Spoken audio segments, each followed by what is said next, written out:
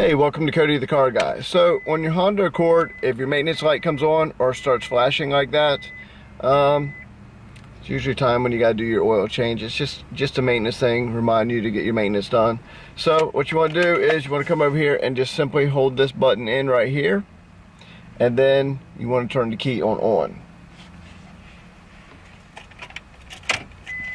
You want to hold it till it actually flashes, and it will come off. It will go off.